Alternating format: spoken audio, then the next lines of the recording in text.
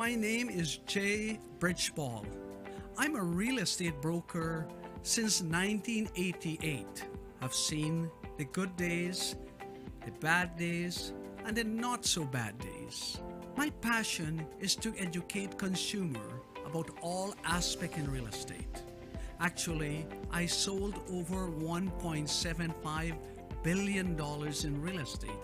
Now, that's a lot of experience. I went through many failures, many successes, and I've seen many stories that you will be amazed. Not everything looks so glamorous as it is sometimes. On Let's Talk Real Estate, we will dig deep down and I will take you step by step through every process, from buying your first home to buying a multi-million-dollar investment property. We will have various people on this show. Lawyers, investors, we'll have mortgage brokers, appraisals, and everyone else to assist us to take you to that point. My aim is to break it down in such easy terms that you will be able to follow. So please join me every Thursday between 1 and 2, and let's talk real estate.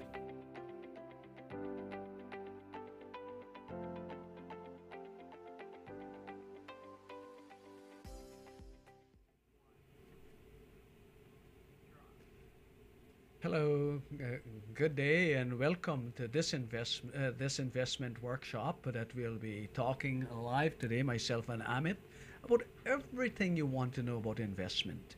This session will go for about at least 5 to 6 different sessions, and we'll cover different topics as you move along.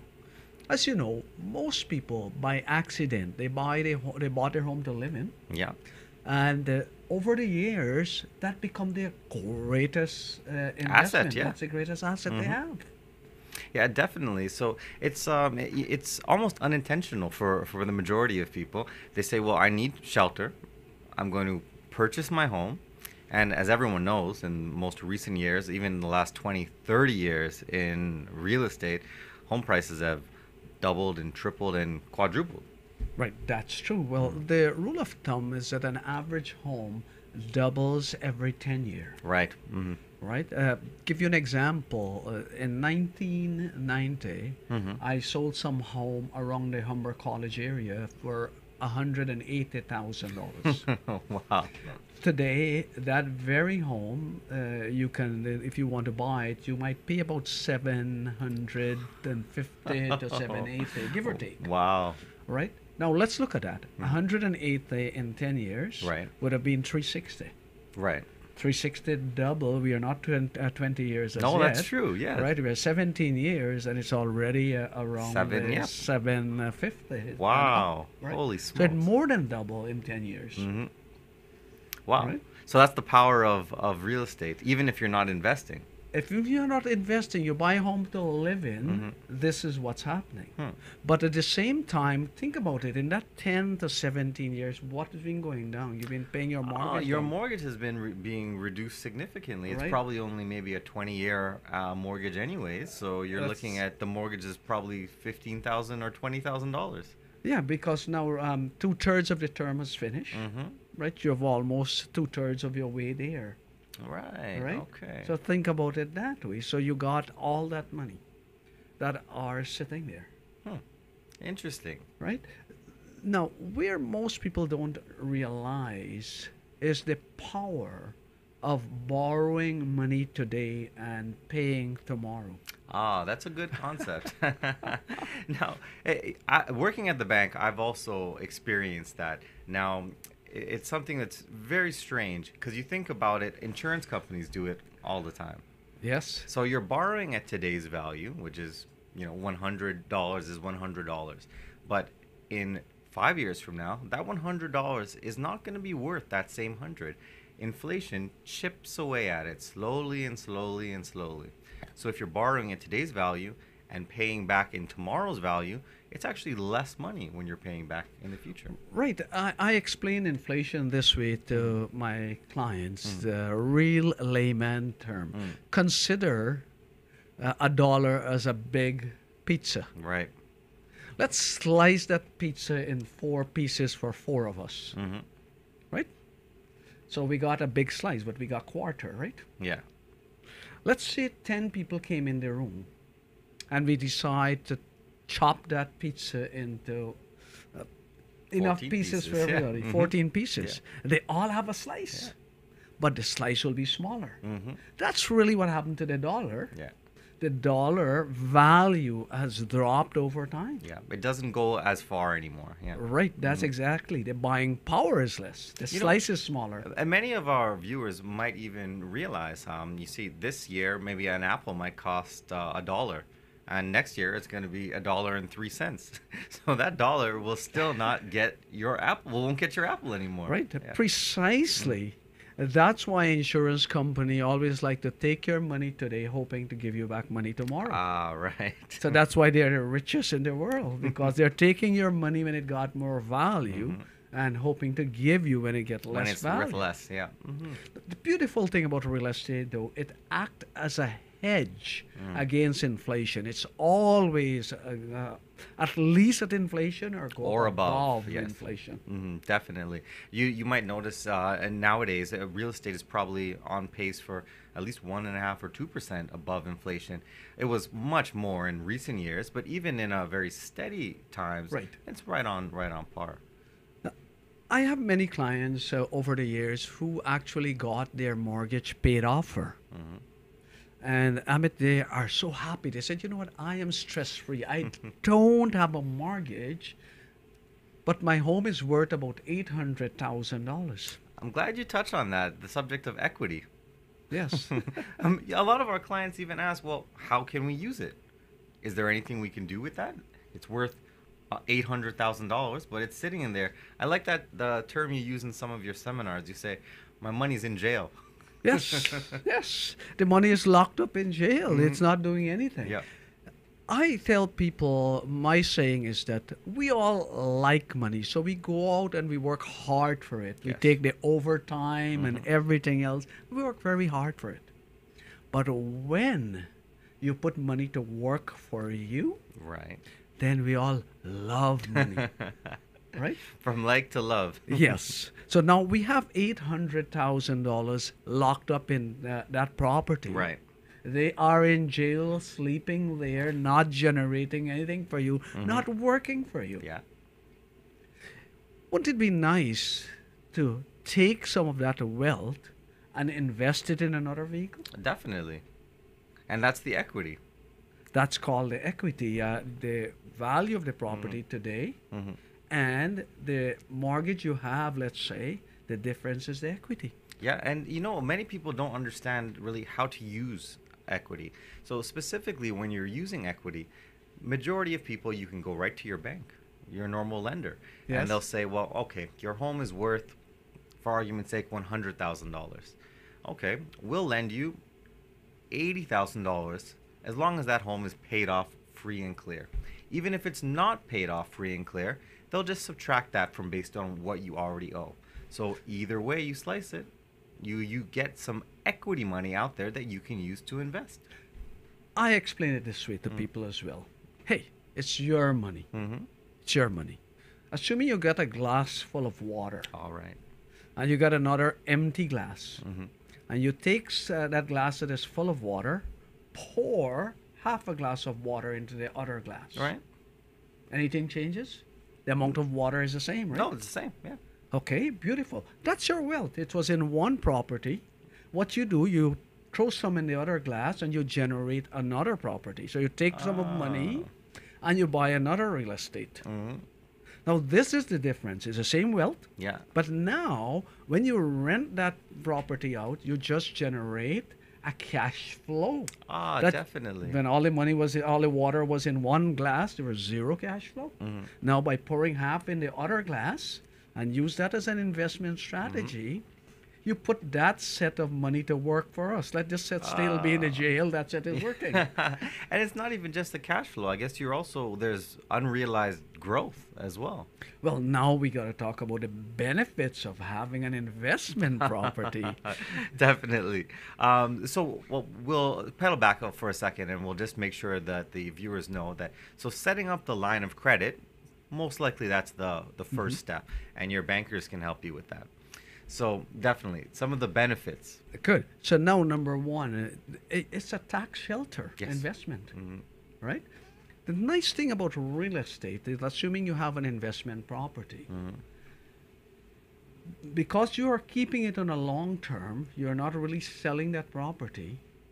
You are sheltering your money indirectly. Because you're Defi- paying down your mortgage, Mhm. gradually the value is going up, Mhm. so you got that money sheltered. And you still have access to that money. Now, Ah. many clients have come to me and has asked, well, I have a secondary condo or something here or there, and I'd like to sell it because I want to access that money. Right. Many people don't realize the tax implications. So sheltering it is sheltering that way and sheltering from taxes as well. Yeah, definitely. Now, here is the benefit. You need $100,000 Mm-hmm. from your investment. You go to the bank, say, "Hey, bank, increase my mortgage and give me that money." Mm-hmm. Right?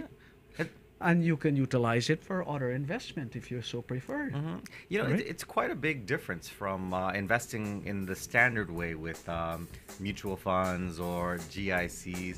I don't know if you've gone to the bank recently and saw what the GIC rates are right now. Probably about 1.5 or 1.25%. Oh, wow. So a lot of people think, well, hey, if you have that 100,000 available, maybe we'll throw it into a GIC and earn some interest. But if you look at inflation outpacing the amount that you're getting back on a return, maybe you might want to take a look at real estate investing. And then also with the GIC, interest is being taxed the highest. Yes. Right? So getting back to the point here, you need $100,000. You can go increase your mortgage a little bit, take your money out, reinvest, do what you have to do. Yes. Right? You want $100,000. On the other hand, right? And you got mutual funds. You can't do that. You have to sell the funds. Exactly, and that will also trigger a gain. It's half, dividend gain, right? yeah, but it's Definitely. still gains. Yeah. Definitely. Mhm. So what we'll do, let's take a short break, Yes. and then we will come back and we'll talk more about the benefits of having an investment property and how to really set yourself up to getting that property. See you soon.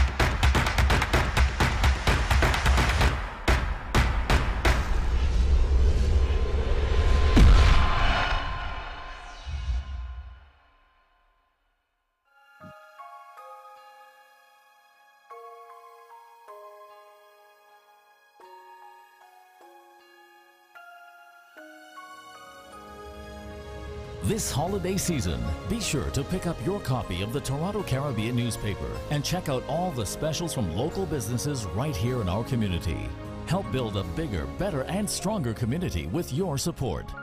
Happy holidays from the Toronto Caribbean newspaper. Available at your favorite Caribbean location or online at torontocaribbean.com.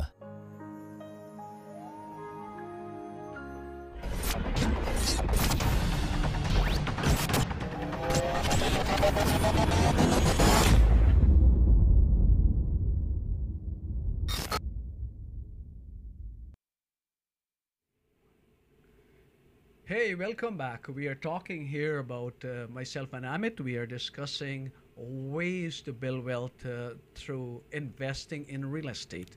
Some good sound advice. They are proven advice. We have tried it. We have failed many times and we succeed sometime. We don't want you to go through the same process of failing. That's why we are hosting this series of investment advice to make you benefit. Okay? So now, Amit, we were talking about an investment property. What are the benefits of owning a investment property? Well, And- yeah, definitely. No, continue. Yeah. Yeah. So one of it we were saying about it's a very important aspect is that you can have a lot of write-offs. Yeah. And many people are confused with the term write-offs, But write-offs in real estate they come to be you have an investment property, anything that needs to get fixed. It could be as simple as the driveway, the drain, maybe it's something large like the roof. You are paying a contractor to renovate that property and fix it or just repair it. Those items can now be deducted from your income as write-offs. So you're increasing the value of that property, but then you're actually able to lower your income. That's exactly why it's very important. Also, if you borrow money to invest Oh, yeah. on a property, the interest you pay Yep. is tax deductible. Yeah. Right? Many people come and they said, you know what, Jay, I have a property. I want to buy an investment property. I got about $80,000, but Yep. I have a mortgage on my current property. My advice to them is here, take that 80,000, pay down Yeah. your mortgage on your current property. Don't put that on your investment Yep. property. Then set up a secure line of credit on that residential property. Then you can use the line of credit for investing. investment. Yeah. And then that entire amount of interest portion of that mortgage, tax deductible. Right, because you cannot write off the interest on your principal residence. You're living there. You take the write-off, then you got to pay tax when you sell it, Yeah. right? And the Nothing government is free, says, right? the Yeah. government says, well, you're doing a good service to society by providing a rental property, so we'll allow you to write off your interest. Yeah, definitely. So now what happened? The line of credit, because let's say your line of credit on your principal residence now is bigger, you have paid down that mortgage, your remaining mortgage, Is remember smaller. that is smaller, you pay less interest. Mm-hmm. But on the investment, you take that money out, you put 20% on your investment property. So technically, your investment property, the amount of money you got in it is zero. Yeah. So you're basically saying, You're let the buying home with interest... no money down. Yes, with no money down. Right? Because you're taking the 20% from your secure line. Yeah. The interest on that is tax deductible. And you're taking 80% from the bank. That makes your 100% there. So it's more about structuring things accordingly. Yeah. Yes, just structuring is very, very important. Another major advantage in buying an income property is that now you have that property is growing in value. Yes. At the same time, a tenant is paying for your property. Oh, yeah. Average rent $2,000 a minimum now. The Yeah. rental market is going crazy. You saw the See, recent news? Even the condo market, rental house, rental condo, everything. Everything, through yeah. the roof. There's a shortage, right? And rental is going over the roof. So it's the best time to invest in now. Yeah, and many people also, they don't realize that, you see, as the property is appreciating, say, 3% or 4% for the year, let's just say that's $20,000. The tenant is paying off, even if it's less than $2,000, say it's $1,600 or $1,700 on a monthly basis, that's close to $20,000 for the year. Well, Or 15, definitely. If you look, I have some of my rental property. The tenants are in there 10 years, and I treat them really well. Yeah. That will be one of our session, how to screen and get good tenants. Yes. But the nice thing, the way I look at it, is that tenant in 10 years is worth about $250,000 to me. Right? That's how I look at it. Every year, an average of, let's say, $2,000 per month. Yeah. Over 10 years adds up very quickly. On top of that, you also you have the growth, so they're probably worth more. Well, the growth is Yeah. there. The mortgage, remember, is being chopped by half, and the tenant is paying for it. Yeah. Right? These are wealth building. Plus, every year I could increase the tenant Rent, yeah, by 1.5%. by the going yeah. rate, the inflation rate, or what they have allotted. And so every year I'm making more money in the rental, Yes. right? Gradually. So it's a cash flow. Right? Becomes positive cash flow in a way. Definitely. So that's why you want to get into buying an investment property. Remember, as we said, this system is zero because you are taking some money from your home equity line and you're taking the difference from the bank and you're using that to buy your investment property. That's a good point. And Jay, I've seen that you've explained this in a few different ways on how you can use one property to buy another property. Right. Can you tell our viewers a little bit about Well, that? in 7 years, one property develop enough equity, Yes. right, to take money out and buy another property. Now, let's look at you're a successful young man. Right. You follow what I was telling you, and I mean, you already got to investment in property. Your net worth alone with those two property have gone up $600,000-$700,000 over the time. But that's not the important aspect. That's one important aspect. Another one is that now these two properties you have currently can buy two more properties. Yes. Now, if you have four properties, and let's say you stop there, you don't want to get into anything, just four properties, and each property is giving you $2,000 per month. Which is standard for now. Yeah. It's standard and it will for go up in the future. And let's say fast forward life. You did not do anything else, and these property paid off for themselves, and now you are about 55, 57, and want to take it easy. You are getting $2,000 per month times all four properties times 12 is $96,000 every single year repeatingly. For you to get that from an RRSP, Amit, you got to put away about 1.5, $1.7 million at about 5%. Yeah, Yeah, right, yeah. Which is impossible. You wouldn't get that. Yeah. Right? So this all started out with one property. Give you an example. I bought a property in Rexdale in 1991. I paid then $193,000. Okay, right. Okay. I invested $50,000 in that property. Okay. I still have that property today after 25 years. I still have that property. Right? That property value went from, let's say, 200 for a round figure, Right. to $750,000 on the cheap end. Okay. Yeah. So I made $530,000. Holy smokes. But that's not the big thing. Yeah. That's the small thing. Yeah. Over that time, I've collected. Then I was renting it for $1,450 per month. Now the rent have gone up substantially, right? Over the period, if I calculate the amount of rent I got, is another average about $450,000. Wow. Someone else was paying for the property. Right. Right? So now, if I add that, 550 and 450 is $1 million. Wow. That's not the best point. Over 25 years, I took out money 4 times from that property, $100,000. Yeah.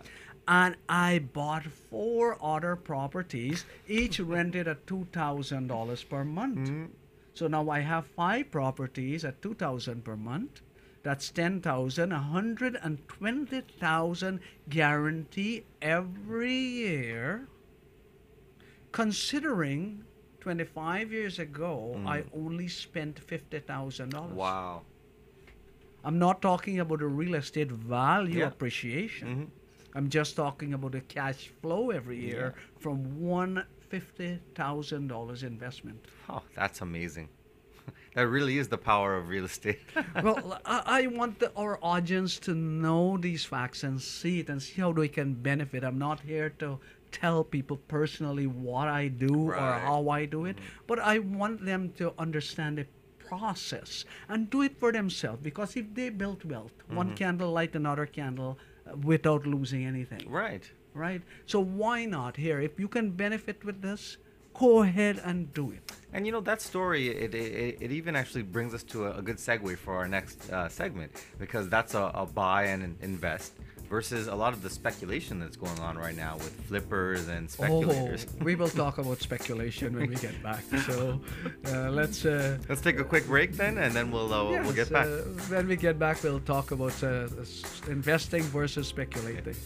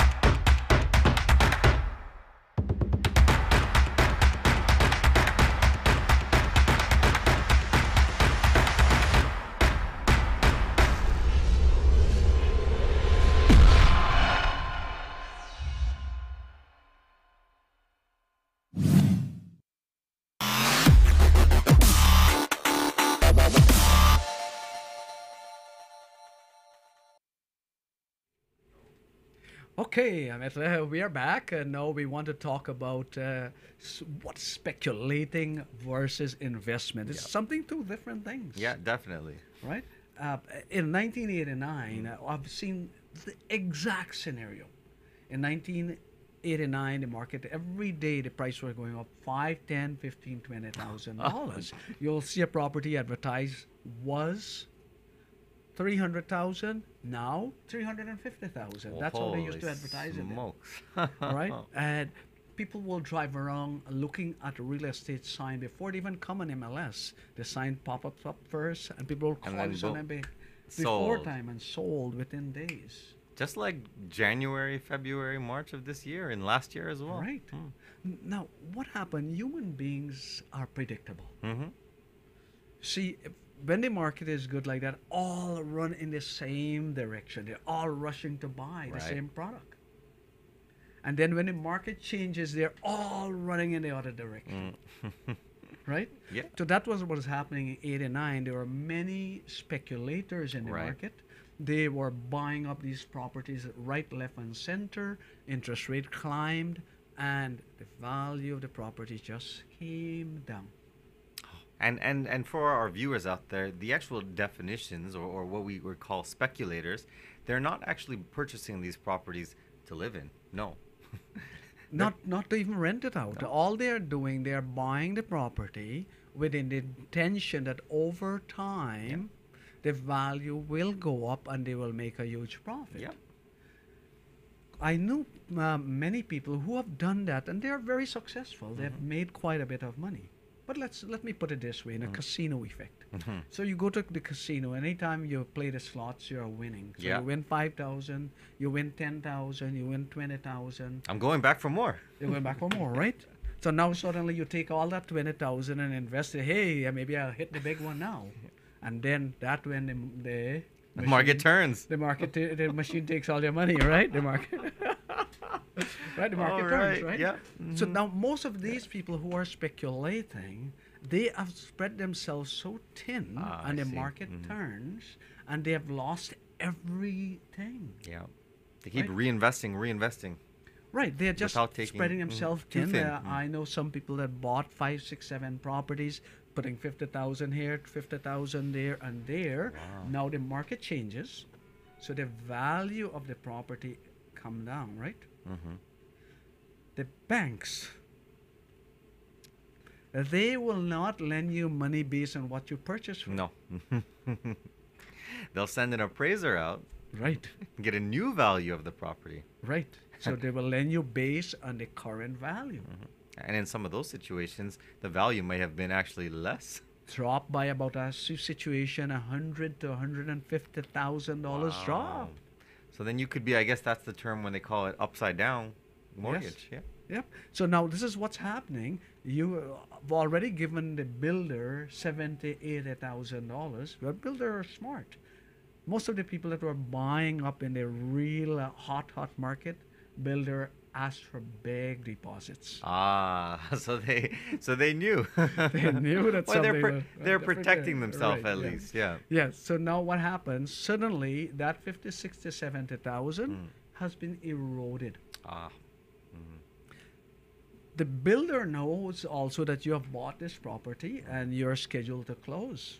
Now you got 3 properties that you gotta close, and you gotta come up first Oh. with the to get the appraised value. Mhm. You gotta come up with quite a bit more money, and Yep. you have spread yourself very, very thin. And if you can't come up with the rest of that money, Then you can close.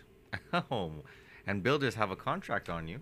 They know. Well, you have to close, otherwise. They know that you have other Yep. assets. They will sue you. Yeah. And because remember, most of these people spread themselves thin, and everything goes down. All their assets are now decreased. And they can't even think even about rental because number one, they will not qualify to close. They can't go to the bank and get financing. The banks have changed the way it is, and there's not a lot of money that are freed up. Wow. So speculating, it seems like it's when it's hot, and when it's not, it's definitely Well, it's a not. dangerous, it's a dangerous strategy. Mhm. The best way is not the turtle, not the hare way. Mhm. Go slow on the turtle, slow but sure. Yeah. not quick and fast. Quick and fast always lose their rate, right? I've seen many people buying investment property, not investment property. They buy a property and they flip it. They renovate and flip. Okay, and on an average, what do you see people make on something like that? So some people did very well. I know people that made a 50, 60,000 renovating each property. So then they make 100,000, depends, renovating and flipping. Yeah, but don't forget, there's also a lot of costs associated with that. Not just the renovation, you have real estate fees. Yep. You have taxes. Yes. Many things that are Well, involved. if you look at it very simple, let's say you buy a home out in Toronto, 600,000. Yep. That probably worth 800,000. Okay, and you want to flip that property. Right. First, you got to pay land transfer tax, which Yeah. is 2%, about $15,000. Yep. Boom. Gone. Yep. Right. By the time you go get around closing and arranging mortgage, another $5,000. Oh, yeah. You're $20,000 in the hole. Okay. Now you spend 3 months renovating that property, Carrying costs. an average of $3,000 per month. All right. 10,000 gone there. That's 30,000. Hmm. Okay. You spend about 50 to 60,000 buying materials. Right. Right. 80,000. Mm-hmm. You pay people to do the work, or you try to do some of the work yourself. Money chipping away. Yeah. Then you need to put it back on the market, and you call a realtor. Right. That's a big chunk again. Yeah. So by the time you go through the whole process, it looks glorified because everyone make this look glamorous. But the real truth is that by the time you go through the whole process, not much is left. Not much of the pizza is left. Right. And then not that alone too. Think about it this way. You are not buying it as an investment. Oh, yes. You haven't bought it to live in. So guess what the government wants? What CRA wants? They want their taxes. All right, it's not capital gains. Yeah. It's actually can be income. Yeah, it's real income. Yeah. Real income. So you are being That's taxed. your full bracket. Yeah. Right, you're not being your tax. No discounts, right, yeah. No discount. You're being taxed everything. Yeah. I really think if you want to do that, why not buy the property that needs some work at a reduced cost? Renovate it, make it really nice the way you Right. want it. Then you will attract very good tenant. Rent it out. Ah. Now the property is rented out. It's bringing a decent income because it's nice, and it will, you don't have to do anything else for the next 10 Yep. years. The good thing here, now you can go back to the bank, Amit, and say, bank, I bought this property for 600,000. Yeah. I renovate it. Could you do me a favor? Could you send an appraiser over, tell me how much money I could get back? So the bank come in and said, I think you can get 800,000. Your property value is now 800,000. The bank, well, why don't you give me back the $200,000? So technically, you got zero Yeah. in the property now because If they gotten your money back, yeah. you got your money back. It sounds very similar to the situation you were talking about earlier, where you invested and used one property to buy course. 1, 2, and 4. Of course. So now you got your money back, and you still have your property, and the property is bringing in a rent. Yeah. Right. Okay. I'll give you a personal story. I had bought a property out in Brampton, and my intention is always buy and hold. Right. But this property, I decided, the neighbors were after me, and they really wanted it for their son, and I gave in to them. Right. So what I did, I sold the property to the neighbors. I made $25,000. Not major profit, but Yeah. I figure, hey, it's over, move on. Yeah. It grieved me. I mean, I helped them. I appreciate that. But from a financial point of view, when I look at it, I have lost $250,000 because over that short period of time, real estate went up drastically. And I could have collected rent, my mortgage would have gone down, and I'm the one who are teaching people to buy, hold, and profit. I made an emotional decision, Right. not a logical decision. So short-term profit And you get long-term pain. long-term loss, right? But that's what it is. The whole idea is to buy, hold, and profit. Keep it for long term. You'll be amazed as the amount of equity you will build over long term and amount of wealth. No, right? So be an investor, in short, not a speculator. Speculators are the one who really spread themselves thin. Yeah. They buy up 3 properties. Say, hey, great, I'll renovate all these properties, sell it and make money, and then I'll let it roll. Yeah. Oh yeah, 50,000, 100, 500,000 I'll make. But you can still get that money and keep the properties at the same time. Yeah. Good point. Good point. So, well, now that we've finished that topic, we're going to wrap up for a moment, and we'll see you back on the next segment in a few.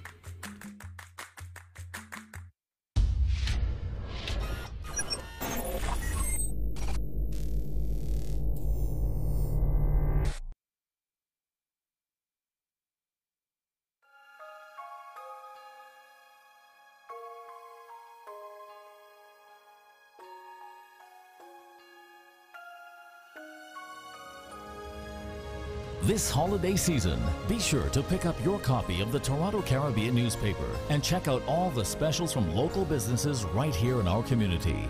Help build a bigger, better, and stronger community with your support. Happy holidays from the Toronto Caribbean newspaper. Available at your favorite Caribbean location or online at torontocaribbean.com.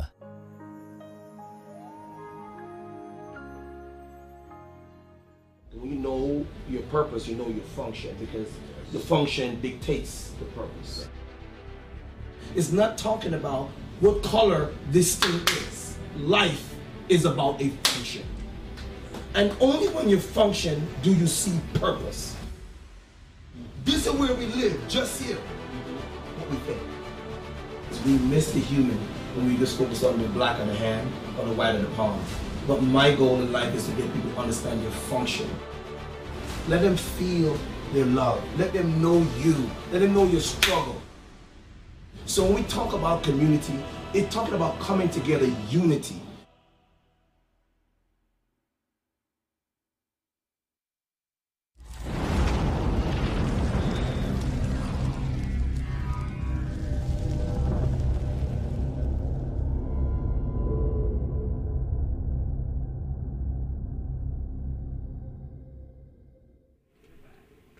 Hello and welcome back. Today's session is all you want to know about investing. Great advice. We are telling you our failures and our success. Along with me is Amit Kanai from the Bridge team. Hello. And we were talking just now, Amit, we were just talking about the difference between speculating versus investing. Yes. We've come to the conclusion that, you know what, long-term investment is the best way to go. Yes. Now, scenario, I do have a home, and I think it's a great idea for me to invest, buy another property, because my home over the years have gone up in value. Substantially. I am convinced that real estate is the way to go. But there are a few things I'm really worried over. Number one, screening tenants. We'll get into that later. Yep. And number two, what do I do from here? What do? I have a mortgage with the bank, about 200,000. My home is about 750,000. What are your advice as an ex-banker? Oh, well, first step is you have to go in and see the bank. Chances are the bank is already known and they've recognized the value, and they've sent you little coupons in the mail saying, you know, have a line of credit or raise your line of credit. But that's really what you're going for. So you're actually going for a line of credit. You make an appointment at the bank, and then they'll say, your home is worth this amount on paper when you purchased it. We're sending out an appraiser. Appraiser will come in, give you a new value of the home. And after that point, the bank will say, we're going to lend you X amount of a percentage of the value of the home. Now, the reason the bank does that is they still want to protect themselves. Right. in case property values are fluctuating. So they're never going to lend you 100% worth of the value. They'll usually pick it as a percentage, whether it be 75 or 80% or 85% of the value. Right. And obviously that's less what you are owing on the property. Right. Yeah. With CMHC guidelines, let's keep it even at 70% of the Ex- value. exactly. 75, Yes. yeah. And lower if you're self-employed. Right. Yeah. Definitely. Yeah. Yeah. So what happens now is the bank will give you two options. They'll say, we're going to give you open line of credit based on what you're qualified for. Well, we can't actually rush that part. We have to take a look there, look at what you're qualified for. It's almost the same as getting a mortgage, eh? You're Right. basically, because you're actually increasing the amount that you could potentially owe the bank. Even though it's not being utilized, the bank is qualifying you, saying that it would be okay if you did take all of this money out. Yeah. Right. It's almost So- like raising the mortgage. Yeah. Yeah, but now that is in a line of credit that you can literally take, not all, Mhm. you could take your 20% out of that to Yeah. buy an investment property. Yeah, definitely. And a lot of people don't realize that when you use line of credit, you can also, the bank has something called a global credit limit. So you can actually take that if it's say 100,000. You don't have to actually withdraw it all from the line of credit itself. You can actually convert a portion of that into another secondary mini mortgage, they call it. Right. So you have multiple products under one umbrella is kind of how we explain it. And instead, the benefit of that is the line of credit will be at prime plus 1. Right. Say whatever the point, it might be 3.5, 3.75, whatever Right. it could be at that point. Yes. But the mortgage will be at 2.75 or 2.9. So you're actually going to end up paying a better interest rate if you just convert that. So again, it's about structuring different points. Well, the whole idea about wealth building is that wealth must flow to you. So by doing it that way, at least less wealth is flowing away from you. Yep. So more is staying to you. Mm-hmm. Right? That's what you want. The only way you can get rich is wealth must flow to you. Yep. Mm-hmm. Right? Not away from you. Right? That's a great idea. So now the whole idea, once you get to the bank, you can increase your mortgage by taking out a line of credit to use that to buy your other property. The nice thing about a line of credit is that you can take out how much you want. Yep. You got extra money, you can put it into there as well. Yep. Right? That's a good thing about that. Some people ask, but why not, I increase my mortgage on my residential property instead of getting a line of credit that I have to pay a higher interest. Just increase the mortgage from, let's say, 200 to 400,000 and get a mortgage on my home. Then it's mandatory money you're taking. And if you don't use all of it, I'm sure you're going to find a reason to use it. Yeah, not that alone too. The other downside to that is now the interest payment on that larger mortgage Yes. is not tax deductible. Because it's not It's on your being used principal on the residence. Yes.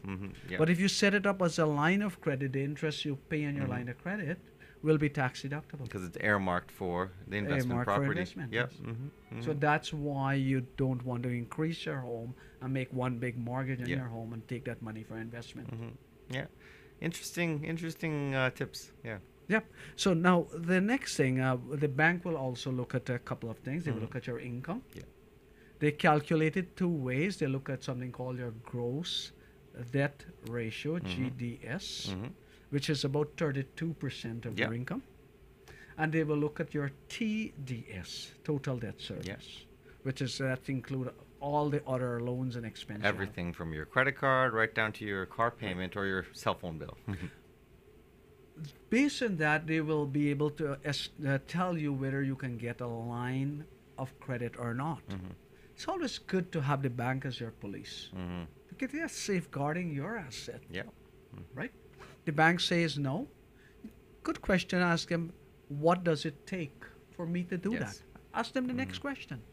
What does it take for me to reach that standard? Based on that, you will know what you have to do. And then Maybe- you can decipher whether it's a credit issue or whether it's outstanding debts that you need to take care of. And yeah, definitely. Right, or need to get a part-time job to Yeah, supplement. yeah, Or another way to do it is now getting a legal basement. We'll touch on that shortly. Yeah, definitely. Right. So the whole idea, once the bank qualify you, they will now set if you haven't got a line of credit already established, if you have one, they will increase it, the limit. If you don't, then you will have to go to a lawyer. Yes.